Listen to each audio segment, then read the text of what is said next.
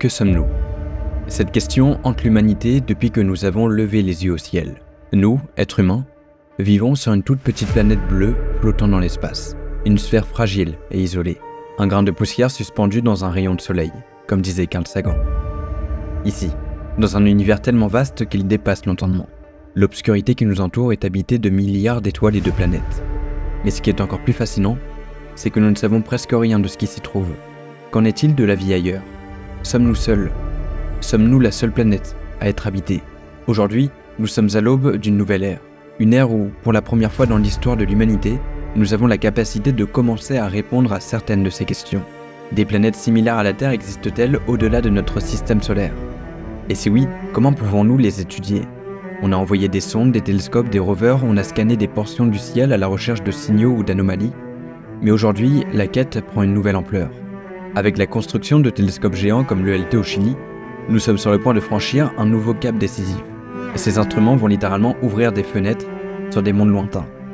Et peut-être nous permettre de découvrir une réalité encore plus stupéfiante que ce que nous pouvons imaginer. Alors, pour comprendre ça plus en détail, nous sommes partis visiter ce télescope censé nous en apprendre tellement sur notre univers.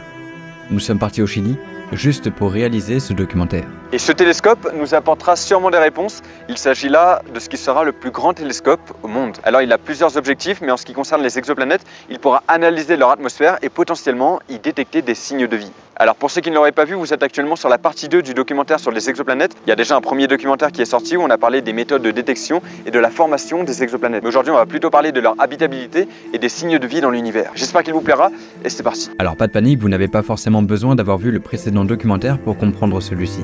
Mais je vous conseille quand même d'aller le voir puisqu'il en vaut la peine. Nous avions visité le réseau d'antennes d'ALMA ici au Chili pour parler de la formation des planètes dans l'univers. On a visité le meilleur télescope du monde pour comprendre les méthodes de détection et ce qu'on faisait pour trouver ces exoplanètes. Et j'ai même eu l'occasion d'interviewer la personne qui a découvert la toute première exoplanète autour d'une étoile de type solaire. Et nous nous étions arrêtés à comment pourrions-nous détecter des exoplanètes habitables? Comment pourrions-nous trouver des traces de vie dans l'univers? Imaginez-vous en train de flotter dans l'espace. Tout est noir autour de vous, à l'exception de quelques éclats lumineux. Ce sont des étoiles, les plus proches de nous. Elles nous paraissent ridiculement petites au vu de leur distance. Pourtant, chacune de ces étoiles est immense. Peut-être bien plus grande que notre Soleil. Chacune d'elles ont aussi très sûrement des planètes leur gravitant autour. Vous flottez dans un espace où chaque grain de sable est une galaxie et chaque étoile est un phare lointain. Il y en a tellement. Difficile de considérer le nombre de planètes qu'il existe au final. Nous orbitons autour d'une étoile ordinaire, au sein de la Voie lactée. Une galaxie parmi des milliards d'autres. Le Soleil lui-même n'est qu'une étoile parmi 200 à 400 milliards d'autres que compte notre galaxie. Et chaque étoile pourra abriter des mondes que nous n'avons jamais explorés. Les chiffres qui décrivent cet univers sont écrasants. Des distances en années-lumière, des masses de plusieurs milliers de fois celles de notre Soleil, des galaxies qui s'étendent sur des centaines de milliers voire des millions d'années-lumière. Et malgré tout, ce n'est qu'une infime portion de l'univers que nous pouvons observer. Alors, que représente notre planète dans tout ça? Sommes-nous une exception, un miracle cosmique isolé dans un désert sidéral? Ou bien sommes-nous un exemple parmi d'innombrables d'autres?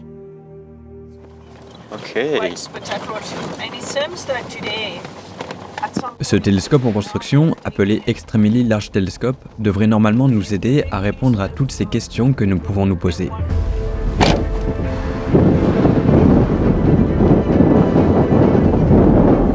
L'Extremely Large Telescope.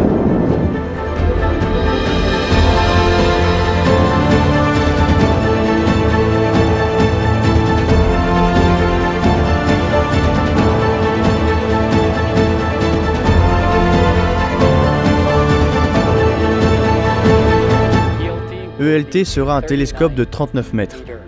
Cela signifie que son miroir principal mesurera 39 mètres, ce qui est 5 fois plus grand que tous les plus grands télescopes actuels.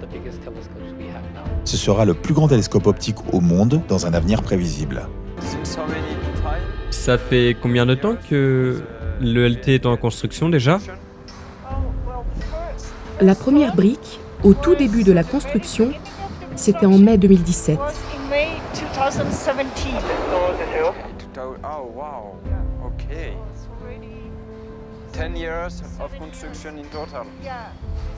Oui, c'est le temps de construction habituel pour ce type de projet. Alors comment ça va se passer en fait? Ce télescope sera équipé de 6 instruments au total. Il y en aura d'autres qui seront ajoutés par la suite. Et ce sera les instruments les plus précis au monde. Des instruments jamais construits auparavant. Son miroir principal de 39 mètres fera de lui le plus grand télescope au monde. On observe le ciel avec nos yeux dans un diamètre de seulement quelques millimètres. Imaginez alors ce que nous pourrions voir avec un télescope aussi grand. Nous aurons la possibilité de voir très loin, avec une précision inégalée. Le principal avantage est qu'il produira des images 5 fois plus nettes, ce qui permettra de voir des objets 5 fois plus petits et qu'il verra des objets 25 fois moins lumineux. C'est parce que ce télescope est aussi puissant que nous pensons qu'il sera en capacité de trouver des traces de vie dans l'univers. Mais il ne faut pas brûler les étapes. D'abord, nous devons comprendre ce qu'est vraiment la vie. Comme je vous l'ai dit, je me suis rendu au Chili pour réaliser ce documentaire. Un jour, nous sommes partis explorer en voiture des paysages magnifiques. Ce jour-là, j'avais un peu mal à la tête et j'avais peu dormi. Alors, je parlais pas et j'observais les paysages qui défilaient devant mes yeux. On n'avait aucun but. On ne faisait que rouler et découvrir. Chaque fois qu'on s'arrêtait, on avait du mal à repartir. Tout était trop beau, trop calme. Plus on avançait et plus la nature nous offrait des vues magnifiques. Comme si elle nous remerciait de continuer de la découvrir. Et puis à un moment, on s'arrête devant une montagne. Je mets mes écouteurs, je m'assois devant elle, et puis j'admire. Ce moment, j'avais vraiment envie de vous le partager parce que c'est celui que je considère comme étant l'un des plus beaux jours de ma vie. Je ne saurais pas trop comment l'expliquer, mais j'avais jamais vu ça. Une sensation indescriptible. Tout était calme et reposant. Une vue dégagée sur une plaine immense. On continue notre route et on croise quelques animaux. Des vigognes qui traversent la route en troupeau, des oiseaux. Ils étaient tous libres. On les enviait presque de vivre dans ce magnifique endroit. Puis, je me suis mis à relativiser et à me rendre compte à quel point c'était incroyable de voir ça. Des êtres vivants. Ça paraît totalement débile comme réflexion, parce qu'on est entouré d'êtres vivants. Mais est-ce qu'on s'en rend vraiment compte? C'est quoi réellement la vie? Comment pourrait-on la définir? Une définition que j'aime bien, c'est de dire que est vivant une structure qui va avoir de manière autonome la capacité de créer des copies d'elle-même. Alors nous, on se réplique, alors bon, c'est la reproduction, il faut être deux pour ça, c'est la reproduction sexuée, mais les bactéries sont capables aussi de se répliquer de manière individuelle, c'est la reproduction asexuée. Donc être capable de se répliquer et au moment de cette réplication, parfois, de temps en temps, générer des variations. C'est-à-dire qu'une bactérie, quand elle se divise, une fois sur, je sais pas, 10, 100, 1000, 1 million, peu importe, il va y avoir une petite variation. Et qui fait que cette erreur va être parfois bénéfique, parfois non. Et quand c'est bénéfique, dans un environnement donné, cette nouvelle lignée va être favorisée. La vie a commencé à partir d'une cellule, seule et insignifiante. Elle s'est divisée encore et encore, puis a donné naissance à la complexité. Des milliards de cellules qui s'unissent ensemble pour former des organismes, des systèmes, des réseaux. La vie est une transformation. Elle évolue de manière perpétuelle. Elle s'est développée sur Terre par un concours de circonstances tellement incroyables.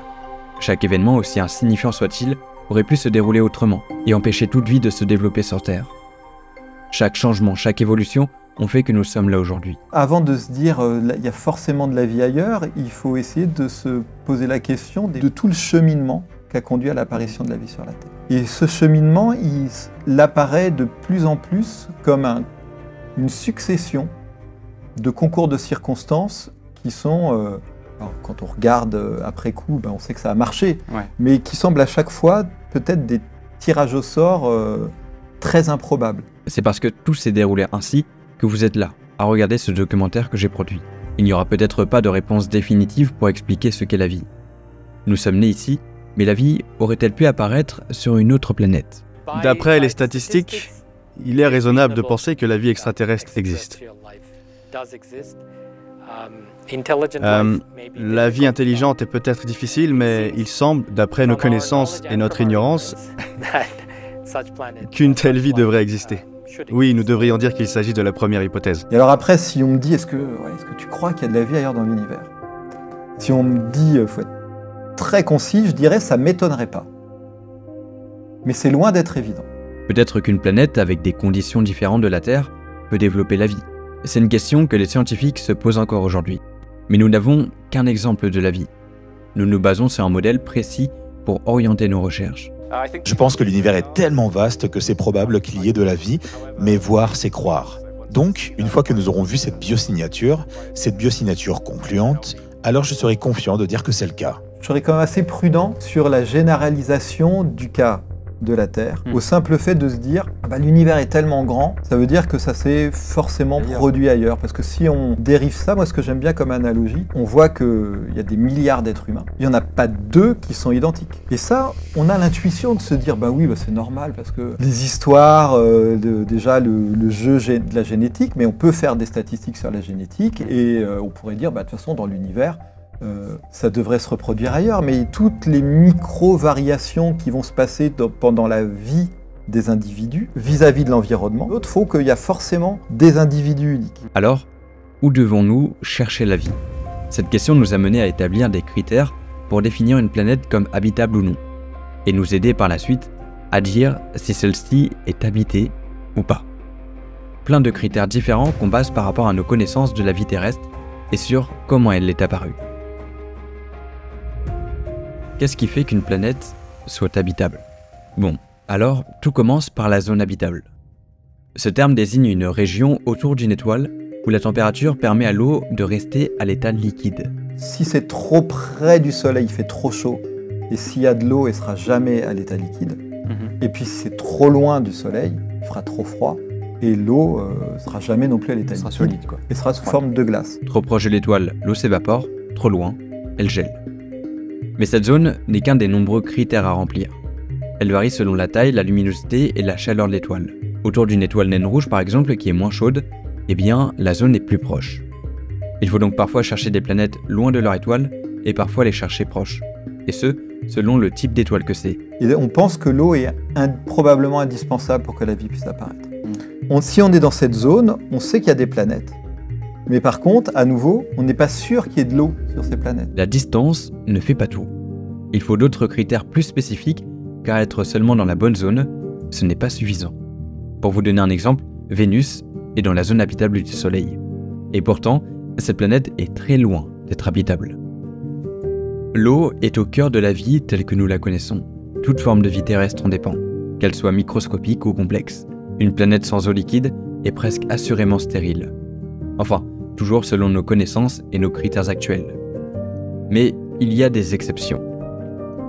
Certaines lunes de notre propre système solaire, comme Europe et Encelade, cachent des océans sous leur croûte glacée. Et de l'eau peut se trouver emprisonnée sous une épaisse couche de glace.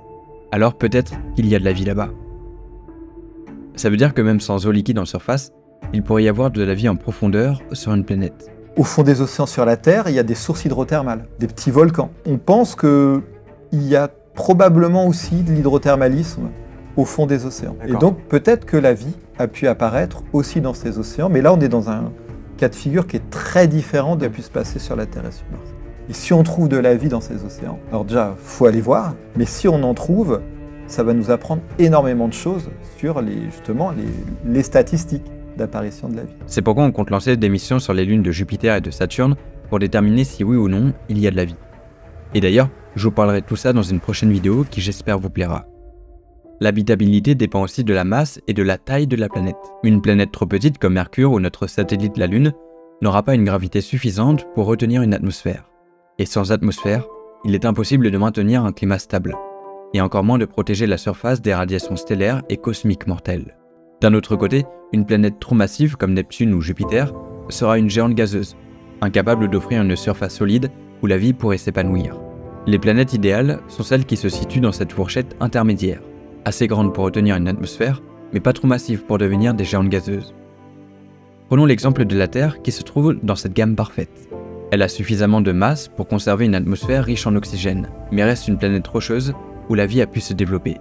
C'est pour cette raison que nous sommes là, parce que nous avons une atmosphère. Sauf qu'avoir une atmosphère ne suffit pas. La composition de l'atmosphère est l'un des critères les plus décisifs. Une atmosphère riche en gaz carbonique ou en méthane peut provoquer un effet de serre incontrôlé, rendant une planète trop chaude pour la vie, comme c'est le cas sur Vénus. A l'inverse, une planète trop pauvre ne peut pas maintenir de chaleur et la planète devient un désert glacé. La Terre a exactement les bons ingrédients, la bonne composition atmosphérique qui fait que nous sommes là aujourd'hui.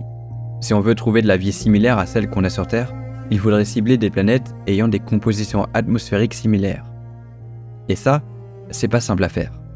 L'atmosphère d'une planète doit contenir certains gaz vitaux, de l'oxygène pour les formes de vie telles que nous les connaissons, mais aussi du CO2, pour permettre aux plantes et aux organismes photosynthétiques de prospérer. Mais il ne faut pas qu'il y ait trop d'oxygène non plus, ou trop peu. Pareil pour le méthane, le CO2 ou l'azote. Il faut donc une atmosphère qui soit équilibrée. Et il y a tellement d'autres caractéristiques qui font qu'une planète puisse être habitée, comme par exemple une activité géologique. Une planète morte, comme Mars aujourd'hui, ne peut pas maintenir de processus essentiels pour la vie. L'activité volcanique, par exemple, permet de renouveler les sols et faire évoluer la planète. Elle contribue à l'effet de serre, stabilisant le climat sur le long terme. Sans ça, une planète pourrait devenir une boule de glace, ou pire encore, une fournaise sèche. Sur Terre, les plaques tectoniques sont aussi cruciales pour recycler le carbone. Une planète habitable doit donc montrer des signes d'activité interne, des volcans, des tremblements de terre et une géologie active. Ces phénomènes sont comme le pouls d'une planète. Sans eux, il est peu probable qu'elle soit vivante. Mais ça, c'est impossible de le repérer sur des planètes distantes de plusieurs années-lumière. Encore plus subtil mais tout aussi vital, c'est le champ magnétique. Ce bouclier invisible protège une planète des vents solaires. Ces tempêtes de particules émises par l'étoile qui peuvent balayer l'atmosphère d'une planète si elle est sans défense. Imaginez-vous debout sur la surface d'une planète sans champ magnétique. Au-dessus de vous, les vents solaires puissants que vous ne voyez même pas frappent la surface d'une violence inouïe. L'atmosphère qui vous protège serait entièrement arrachée, transformant un monde autrefois potentiellement habitable en un désert stérile. Sur Terre, le champ magnétique joue un rôle de garde du corps. Sans lui, notre planète ressemblerait probablement à Mars, dont l'atmosphère a été soufflée par des centaines de millions d'années de vent solaire. Alors, pour qu'une planète soit habitable, il est impératif qu'elle possède un champ magnétique, pour protéger ses précieux gaz atmosphériques et permettre à la vie d'évoluer. C'est là qu'on voit à quel point il est compliqué de trouver une planète qu'on considère de manière assurée comme habitable, ou mieux encore, une planète habitée. Pour en être sûr, il faudra avoir des informations sur son activité géologique, son champ magnétique et surtout sa composition atmosphérique et les conditions qui y règnent. Avec l'évolution de notre technologie, on sait détecter quelques-unes de ces caractéristiques. Depuis peu, nous savons définir la distance d'une planète avec son étoile, ce qui est très important pour déterminer si la planète se trouve dans la zone habitable ou non. Mais il reste encore le défi de prendre une image de la planète. Parce que les planètes qu'on recherche qui sont comme la Terre sont en réalité plutôt petites. Et quand on doit trouver une petite planète à côté d'une grosse étoile qui nous éblouit, c'est souvent pas facile. Mais c'est pas impossible et c'est là que l'ELT entre en jeu. Ce télescope pourra théoriquement nous permettre de prendre en photo des planètes aussi petites que la Terre dans la zone habitable de leur étoile. L'ELT nous permettra aussi d'analyser de manière encore plus précise la composition des atmosphères de planètes similaires à la Terre. Et ça, c'est encore plus impressionnant. Si on y parvient, on pourra peut-être détecter des traces de vie, appelées biosignatures, suggérant la présence de vie sur une planète. C'est pourquoi on peut dire que si nous devons détecter de la vie quelque part dans l'univers, eh bien c'est ce télescope qui aura le plus de chances de faire cette découverte. Donc, à partir d'ici, ce qu'on va faire, on va monter à l'intérieur du dôme en passant par les échafaudages.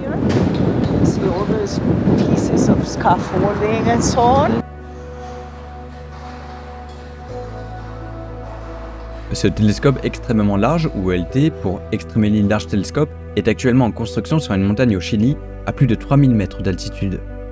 Quand il sera achevé, ce sera le plus grand télescope optique et infrarouge au monde, avec un miroir principal de 39 mètres de diamètre. Pour mettre tout ça en perspective, c'est presque 4 fois la taille des télescopes les plus puissants que nous avons aujourd'hui. Donc là, c'est la structure où le miroir sera placé.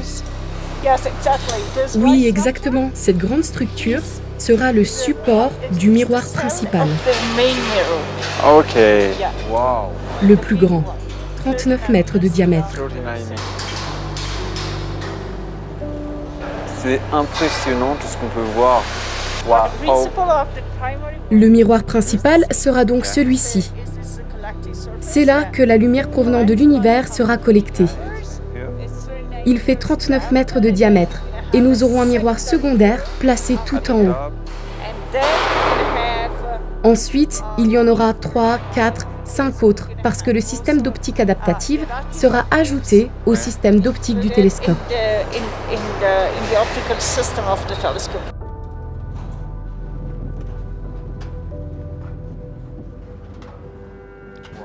Mais à quoi sert un miroir si grand? Pourquoi est-il crucial dans la recherche d'exoplanètes? Le fait qu'il ait un miroir aussi grand permettra de collecter beaucoup plus de lumière que les télescopes actuels. Dans l'obscurité de l'univers, la lumière est notre seule messagère. C'est elle qui nous apporte des informations sur les étoiles et leurs planètes. Mais elle est incroyablement faible lorsqu'elle parcourt des années-lumière avant de nous atteindre. Alors plus un miroir est grand, plus il peut capter de la lumière, et plus il peut voir loin dans l'espace et détecter des détails précis.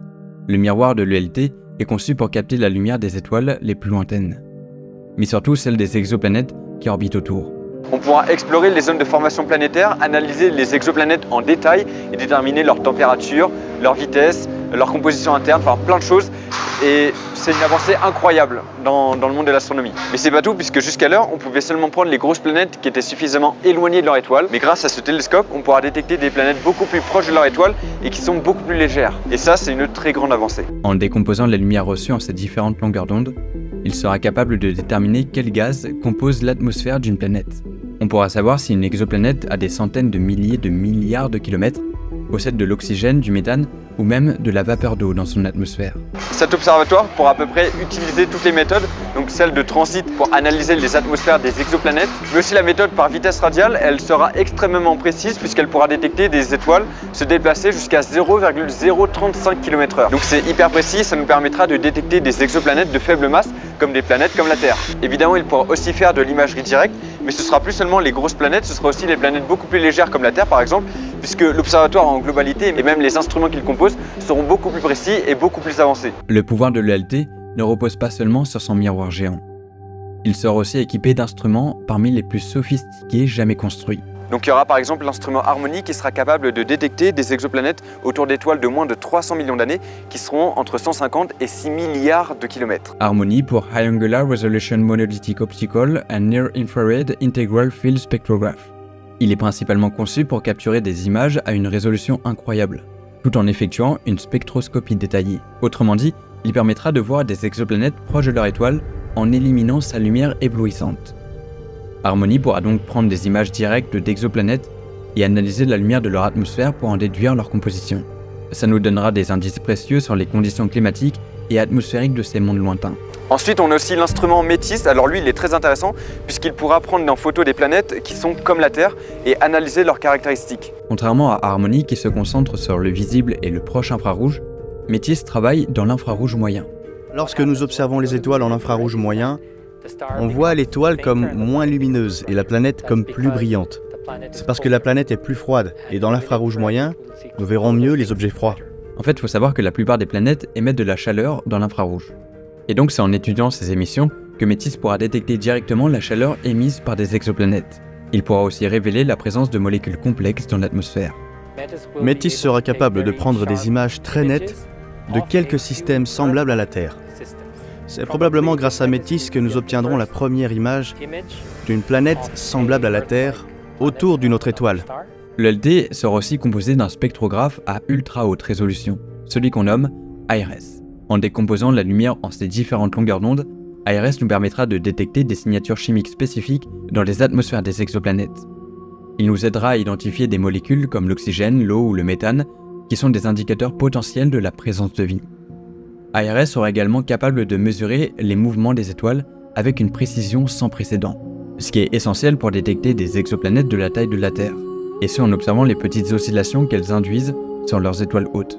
Et souvenez-vous, on avait parlé de cette méthode de détection dans le précédent documentaire appelée détection par vitesse radiale.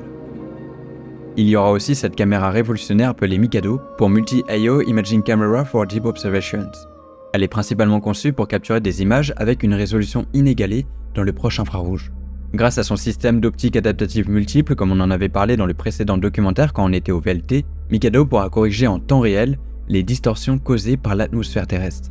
Ça signifie qu'on pourra obtenir des images extrêmement nettes, presque comme si nous observions depuis l'espace.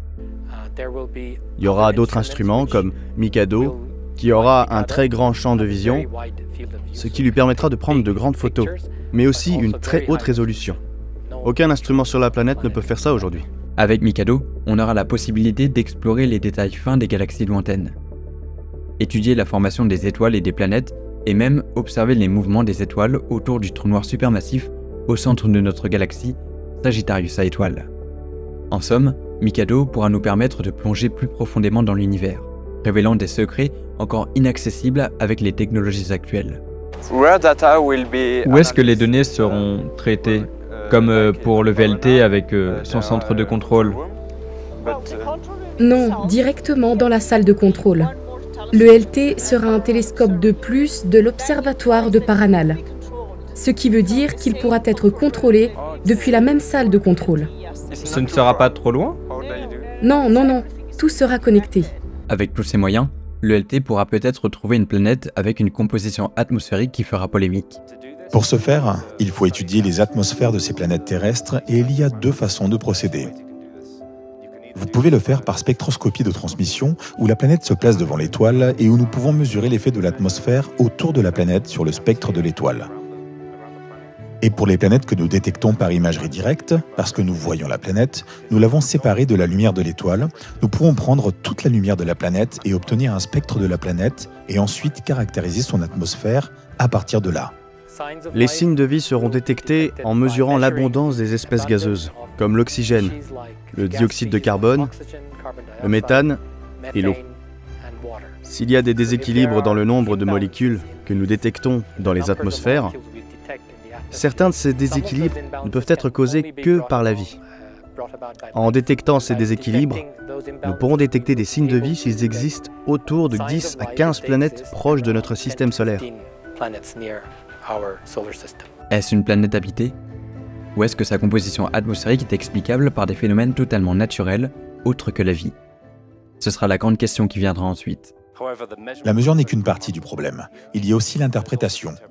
Vous pouvez donc détecter ce que vous pensez être une biosignature. Vous devez être vraiment sûr que la seule explication pour cette molécule ou cette caractéristique d'absorption dans votre spectre, vous devez être très sûr qu'elle ne peut être causée que par la vie, parce que vous pourriez imaginer le scénario où vous détectez une molécule dans l'atmosphère, vous faites une publication affirmant la première détection de la vie, mais quelqu'un d'autre arrive et dit « Oh non, vous pouvez produire cette molécule par cet autre processus non biologique ». Je pense que l'interprétation sera la partie la plus difficile et qu'il faudra être absolument sûr d'avoir détecté une véritable biosignature. Mais probablement que ce télescope en trouvera une. Sa première lumière est prévue pour 2027 ou 2028, et dès lors qu'il sera opérationnel, nous aurons énormément de cibles préférentielles. Par exemple, il pourrait être intéressant d'observer la fameuse planète LHS 1140b avec le LT. J'ai parlé de cette planète dans le documentaire précédent. Il s'agit d'un monde rocheux découvert en 2017 qui gravite autour d'une étoile naine rouge, à environ 41 années-lumière de la Terre. Ce monde intrigue particulièrement les scientifiques parce qu'il a des similitudes avec la Terre, que ce soit en termes de masse ou de taille. On dit que cette planète est une super-Terre, mais au vu des dernières découvertes, il pourrait s'agir d'un monde océanique. Un monde où il n'y a rien d'autre que de l'eau liquide. Les températures semblent y être propices. La planète semble avoir une atmosphère aussi, avec des traces de vapeur d'eau. Alors bien évidemment, ça ne veut pas forcément dire qu'il y a de l'eau liquide en surface. De la vapeur d'eau dans une atmosphère n'est pas une information décisive. Le LT pourra nous donner plus de détails concernant les conditions qui règnent sur cette planète lointaine. Et ce qui est remarquable avec LHS 1140b, c'est que sa masse importante pourrait lui permettre de retenir une atmosphère dense, malgré les vents stellaires de son étoile. Mais ce n'est pas notre seule cible. Il pourra aussi être intéressant d'aller observer le système TRAPPIST-1, que vous connaissez sûrement. Ce système, découvert en 2016, est l'un des systèmes planétaires les plus fascinants jamais observés. Situé à environ 40 années-lumière de nous, son étoile, une naine ultra froide, est entourée de 7 planètes rocheuses qui orbitent incroyablement près les unes des autres. Imaginez un instant observer le ciel depuis l'une des planètes de TRAPPIST-1. Vous pourriez voir d'autres mondes suspendus dans l'espace, si proches que vous pourriez distinguer leur surface et leurs atmosphères à l'œil nu, presque comme des lunes géantes dans le ciel terrestre. Ce système compact est une véritable merveille. Parmi ces 7 planètes, 3 se trouvent dans la zone habitable, où l'eau liquide pourrait potentiellement exister. Les scientifiques s'intéressent particulièrement à TRAPPIST-1e, qui est presque de la même taille que la Terre et semble être l'une des meilleures candidates pour abriter la vie. Cette planète rocheuse, légèrement plus froide que notre monde, pourrait vraisemblablement avoir des océans sous une épaisse couche atmosphérique protégée par un champ magnétique. Le plus fascinant dans le système TRAPPIST-1, c'est la possibilité d'étudier plusieurs mondes habitables en même temps. C'est un véritable laboratoire cosmique pour les astronomes. Un lieu où ils peuvent étudier des planètes en interaction les unes avec les autres, comparant leur climat, leurs atmosphères et leurs éventuels signes de vie. Avec l'ULT, on pourra chercher des molécules dans l'atmosphère de TRAPPIST-1e et de ses voisines, et peut-être tenter d'y trouver des signes d'activité biologique. L'idée que la vie puisse exister ailleurs est à la fois fascinante et perturbante. Si l'univers est si vaste, avec des milliards de galaxies, d'étoiles et de planètes, comment se fait-il que nous n'ayons encore rencontré personne? Eh bien, il existe une équation plutôt fascinante qui a été formulée par l'astronome Frank Drake en 1961. C'est une équation qui tente de répondre à la question « Combien de civilisations extraterrestres capables de communiquer existent dans notre propre galaxie ?» Cette équation n'est pas une réponse en soi, mais une méthode pour poser les bonnes questions. Elle prend en compte plusieurs facteurs. Le taux de formation d'étoiles dans la galaxie, le nombre d'étoiles qui possèdent des planètes, le nombre de planètes situées dans la zone habitable, le pourcentage de ces mondes où la vie intelligente pourrait se développer, et la durée pendant laquelle une civilisation pourrait émettre des signaux détectables. Chacune de ces variables est incertaine, mais ce qui est fascinant, c'est que même avec des estimations prudentes, le nombre de civilisations dans notre galaxie pourrait être étonnamment élevé. Imaginez des centaines, voire même des milliers de civilisations à différents stades d'évolution. Certaines plus avancées que la nôtre, d'autres juste naissantes, disséminées à travers la Voie lactée. L'équation nous répond que 12 500 civilisations extraterrestres pourraient exister dans notre galaxie. Bon, ce n'est qu'une supposition et scientifiquement, le résultat de l'équation n'a pas réellement de valeur. En regardant le ciel au Chili, je me suis demandé plusieurs fois s'il y a tant d'étoiles ou de planètes dans l'univers, et si la vie est supposée être courante, pourquoi nous n'avons encore rencontré personne? Où sont les civilisations extraterrestres? Pourquoi ne voyons-nous aucun signe d'elles? Ni aucune trace de leur passage. Il existe plusieurs hypothèses pour tenter de résoudre ce paradoxe appelé le paradoxe de Fermi. Fermi, un célèbre physicien, a raisonné de cette manière et dit « Où sont-ils » Si en fait la vie est banale et une évolution similaire à la Terre est banale, ils devraient être là. La réponse, on dit que c'est un paradoxe, c'est que pour l'instant on n'a pas trouvé. Donc soit la vie est rare, même si la vie n'est pas rare, le fait dans l'arbre du vivant, il y a des millions d'espèces. L'humain c'est une espèce parmi tant d'autres. Le fait que le vivant aille vers une civilisation technologique semblable à la nôtre, c'est encore un filtre énorme. Et puis après il y a les histoires de temps. C'est-à-dire que si notre civilisation dure 10 000 ans, 100 000 ans, même quelques millions d'années, qui est énorme, entre civilisations qui soient capables de voyager et de se rencontrer, la concordance des temps est aussi quelque chose qui va être un filtre considérable. Peut-être que la vie est rare, ou que les civilisations avancées choisissent délibérément de ne pas interagir avec nous. Une version cosmique du zoo galactique où nous saurions les observer. Mais il est aussi possible que nous soyons les premiers. Que l'humanité soit l'une des premières civilisations à émerger dans notre galaxie, et que nous ayons encore tout à découvrir. Selon moi, je pense que la vie existe ailleurs. Je pense qu'on saura la détecter et trouver des traces de vie dans l'univers. Par contre, je doute qu'on puisse un jour entrer en contact avec une autre forme de vie. Tout ça me paraît hautement improbable. Et donc cette capacité à communiquer, si elle existe ailleurs, on pourrait éventuellement avoir capté des signaux. Faut tenter le coup. Mais c'est un peu chercher une aiguille dans une meule de foin. Alors cette expression, on l'utilise pour dire que c'est un truc qui est super difficile à trouver.